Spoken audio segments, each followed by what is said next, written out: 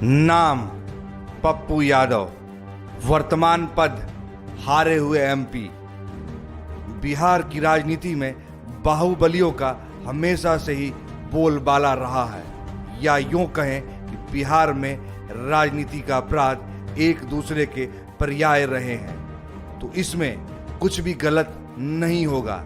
चाहे सिवान के शहाबुद्दीन हो या मोकामा के अनंत सिंह, इनके जुर्म की कहानियां पूरे देश में कुख्यात है। लेकिन आज हम आपको बताने जा रहे हैं जन अधिकार पार्टी के मुखिया और सांसद रहे राजेश रंजन उर्फ पप्पू यादव की पूरी कहानी। पप्पू यादव का जन्म 24 दिसंबर 1967 को बिहार के पूर्णिया जिले के खुर्दा करेवली गांव में एक जमींदार परिवार में हुआ था। पढ़ाई लिखाई की बात करें तो पप्पू यादव मधेपुरा के बीएन मंडल यूनिवर्सिटी से राजनीति शास्त्र में स्नातक हैं और इग्नू से डिजास्टर मैनेजमेंट और ह्यूमन राइट्स में डिप्लोमा किए हुए हैं। उनकी पत्नी का नाम रंजीता रंजन है, जो सुपौल से कांग्रेस की सांसद रह चुकी है। दोनों के 2 बेटे हैं।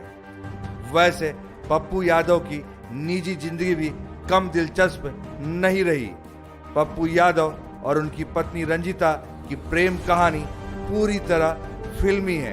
अपनी बायोग्राफी द्रोह काल का प्रतीक में पप्पू ने लिखा है, पटना के बांकीपुर जेल में बंद वो अक्सर जेल अधीक्षक के आवास में लगे मैदान में लड़कों को खेलते देखा करते थे। इन लड़कों में रंजीता के छोटे भाई विक्की भी थे।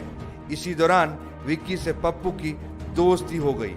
एक दिन विक्की ने उनको अपनी फैमिली एल्बम दिखाई। उसमें उनकी बहन रंजीता की टेनिस खेलती एक तस्वीर थी। वो लिखते हैं कि एल्बम में रंजीत की फोटो देखकर उन पर फिदा हो गए।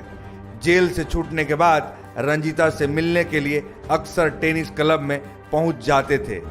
रंजीता को उनका आना अच्छा नहीं लगता था। उन्होंने पप्पू को कई बार मना किया, लेकिन वो वहां डटे रहे। इस बीच रंजीत की बेरुखी जारी रही।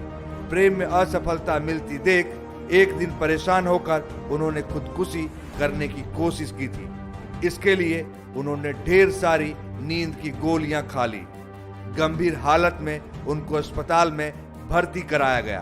काफी दिनों बाद उनकी सेहत में सुधार हुआ।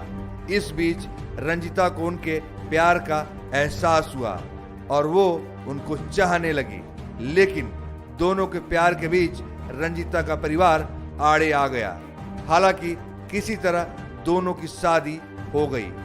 कहा जाता है कि साल 1986-87 के दौरान लालू यादव जब अपने सियासी जीवन के चढ़ाव पर थे, वो बिहार में विरोधी दल के नेता बनाना चाहते थे। उस समय उनके मकसद को कामयाब करने में जिस एक शख्स ने उनकी सबसे ज्यादा मदद की थी, उनका नाम पप्पू यादव है।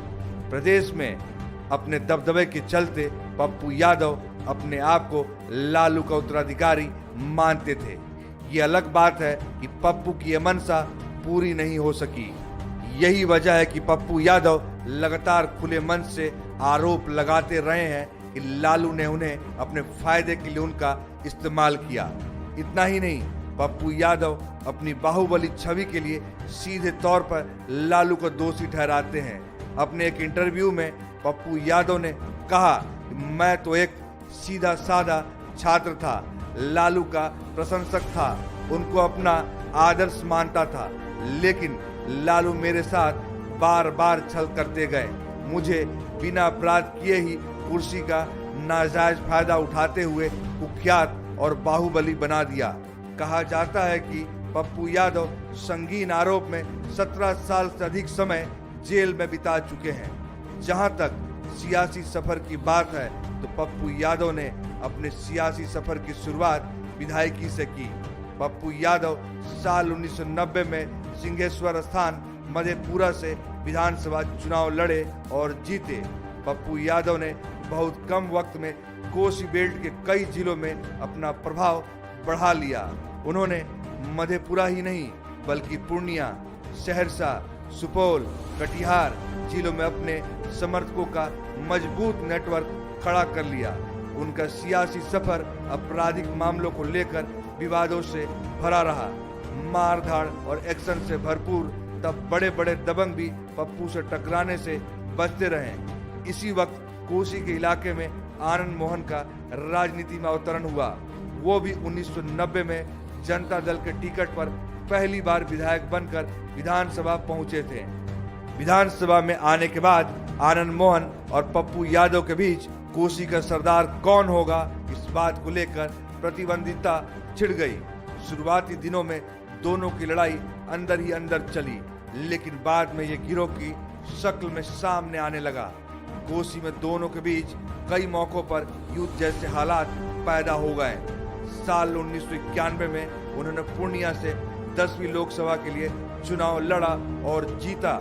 इसके बाद उन्होंने साल 1996, 1999 और 2004 और 2015 में अलग अलग सीटों से जीतकर अपना दबदबा बनाए रखा। इस दौरान उनका सियासी सफर आरजेडी, समाजवादी पार्टी और लोक जनशक्ति पार्टी से होकर गुजरा। उन्हें साल 2015 में सर्वश्रेष्ठ सांसद का सम्मान भी मिल चुका है। इसी साल पार्टी विरोधी गतिविधियों के चलते उन्हें आरजेडी से निकाल दिया गया। इसके बाद उन्होंने अपनी नई पार्टी बनाई जिसका नाम है जन अधिकार पार्टी। पप्पू यादव पर करीब 15 आपराधिक मामले हैं, मगर साल 1998 में पप्पू यादव देश भर में सुर्खियों में आए जब उन्हें माकपा विधायक अजीत सरकार की हत्या के मामले में गिरफ्तार किया गया। 14 जून 1998 को अजीत सरकार की पूर्णिया में सुभाष चौक के पास गोली मारकर हत्या कर दी गई थी। इस मामले में पकड़े जाने के बाद पप्पू यादव को सिक्किम जेल में रखा गया था, लेकिन राजनीतिक रसूख के चलते उन्हें पटना के बेऊर जेल में ट्रांसफर कर दिया गया। मगर पूरे मामले की जांच सीबीआई के हवाले होते ही उन्हें दिल्ली के तिहाड़ जेल शिफ्ट कर दिया गया।